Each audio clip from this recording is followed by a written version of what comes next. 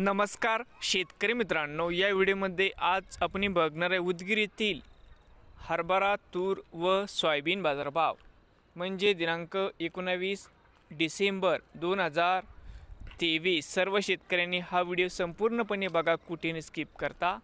आज हरभऱ्याला व तूर सोयाबीनला आज किती बाजारभाव मिळाला। हरभरा आवक 6 क्विंटल, कमीत कमी दर 4750, सरसम दर 5100, या ठिकाणी जास्तीत जास्त दर 5451 रुपये क्विंटल।